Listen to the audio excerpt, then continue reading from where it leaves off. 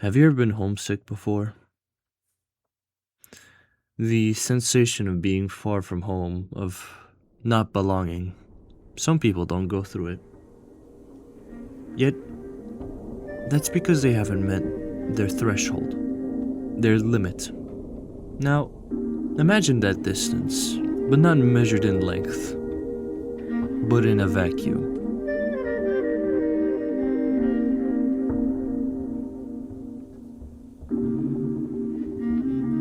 Routine is a creation that conquers this idea, using the moon's ambience as a tight, refreshing horror element that isn't quite unrealistic. It's very pleasing as I'm a person who plays horror games a lot. I really love horror games. And I don't really get scared. That's not the thing that draws me towards horror games. But rather, I'm interested by the ideas and the artistic aspect. As whenever I experience a game that is trying to lead me towards a specific emotion, I'm always curious on how they want to approach it. In Routine, I found it very interesting because there's this really unique effect that I personally call the pull and push effect.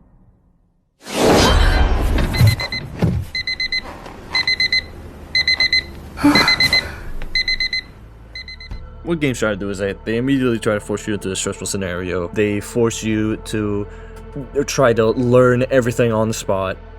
I don't like that, personally. I don't like games that try to rush the idea onto you, and instead of actually scaring you, rather using yourself panicking as the horror itself. I don't like that. Instead of immediately giving you an idea of what kind of horror you're facing and what kind of environment that you are exposed to, the game puts you in an unfamiliar environment. I mean, like, really tight and really dark around areas, but not so much so where it's overwhelming, but more natural. And the game only puts us with our ears, our eyes, and makes us observe things around the area. And one of the best things that this game does is that it doesn't give you an image of the threat for an extended period of time. It took me a while before I met a horror threat in this game, and I think that is wonderful because, first off, when I am put in an unfamiliar environment, but it doesn't really make it obvious where I have to go, it forces me to unconsciously submit to the pull of exploring. And I love it when games do that. It's really interesting how most games do it.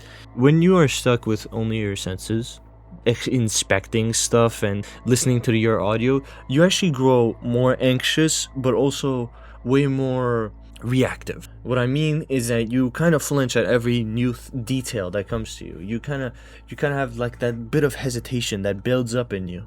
Something I feel that horror games don't really understand as of recently is that they give you a idea of the horror that you can expect way too early.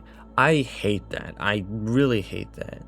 And for exceptions like quick horror games that last like an hour, okay, I can get giving a visual of the horror like in the first 10 minutes or something, like kind of like hobby playtime. Though, due to the fact that it's introduced so early, you unconsciously grow numb of what you fear.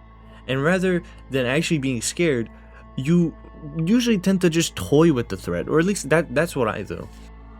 Though, if you just push the delivery of the fear just a bit further, and I mean like so, like just like much further than what anyone would expect, your players would become a victim of their own mind whilst losing grip of their guard and focus. Games, what they try to do is they throw jump scares at you way too early. That is not how you should do it. Or at least that's how I feel it shouldn't be done. What you should do is let them hurt themselves in the process. What should be causing them fear isn't the creature, but rather their own mind. And personally, like, if you just follow these steps and you do them properly, you're probably going to end up in my like top 10 horror games of all time. I love this formula, and by no means is it a perfect formula for horror games. You have to understand, every horror has their specialty.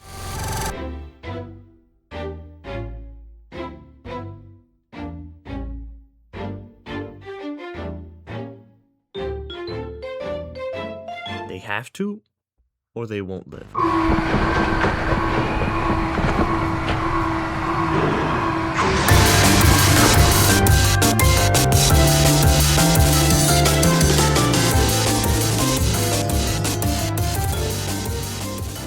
Prey. Oh my god. Prey is focused on its unusual environment being a spacecraft that has creatures on it that the creature designs in this game, I would best describe as drawings from mentally unstable patients. I put this image up on the video, as you can see, of this giant lurking creature, not even a beast, it's a thing that just hovers over the room, and I'm just look at how that shit looks. It's so fucking cool. So okay, we get that every horror game has a specialty. That makes sense. Routine has a unique, or at least rare, specialty. The first thing you'd notice with this game is how it looks. I've never seen a game that's been able to feel like you're actually seeing an object as if it were in real life. It's almost disturbing how every object has imperfections, scratches, and signs of usage. Routine understands the boundary between fiction and reality. The development team called it relatable sci-fi, which I think, it's not a crazy name, but honestly, it doesn't need to be. It makes sense. And the development team said this perfectly. If you're working on a science fiction project, it's fun to run wild with ideas. But this can be a trap with routine. We needed a careful balance between sci-fi and believable spaces. It's their foundation for how everything is visually grounded in routine. Personally, I love it when games go towards a more interesting art style. But you have to remember, this only applies to games where that art style should fit. And for routine, this is a great fit. So we've talked about the concept, or rather the specialty, of routine. But graphics can't be the only thing that works so well in this game. What could make it perfect? Audio design. Humans have grown to adjust their ears to regular activities such as running, hearing people talk in the distance, or walking down an empty hallway. We've grown to detect what in media sounds real and fake due to our ears. And we detect it the most when we are playing games. I have to admit, routine sound design stuck more with me. In a weird way, it seemed familiar, as if I've been there. The game doesn't try to scare you. It forces you to scare yourself. And what sells that? What gives that sensation? Impact.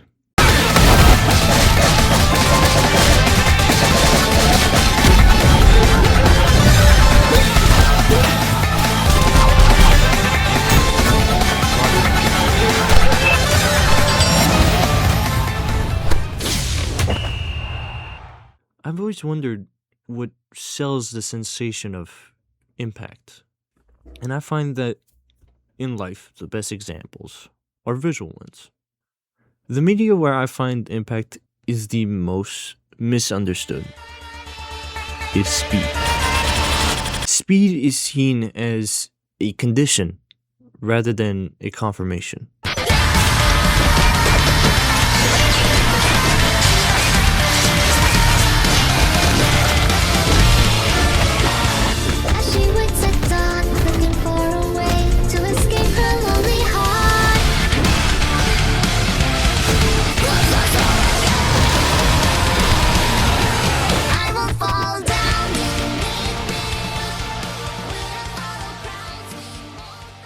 Which one would you personally say had more impact?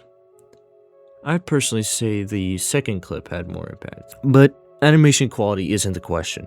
By no means. There's a almost human sensation within this clip specifically. Something that I think people need to understand about speedsters or whatever, when it comes to impact, you have to have hesitation. In this clip, you can see there's a pause before the decision then releasing that intention. To add impact to speed, you don't need characters to be made blitzing across the screen, barely able to keep up with the camera, like this Toji example. He's fast, but it feels flat. You need build-up. You don't need instant speed, you need acceleration. You require anticipation.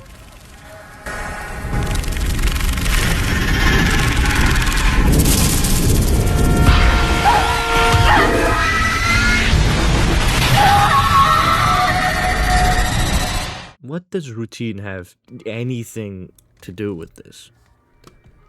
When it comes to sound design, hearing the O5s roaming and stomping around the halls, it's a weird sensation as you stop to listen, wondering if they're coming your way or not. So your heart races as it waits for the moment.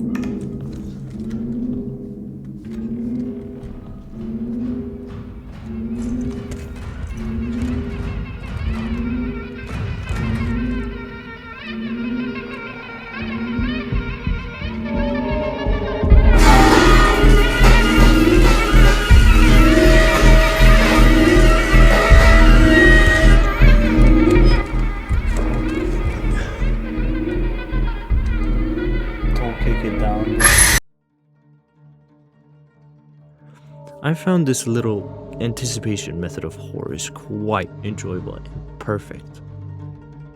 It's what I would put in a horror game.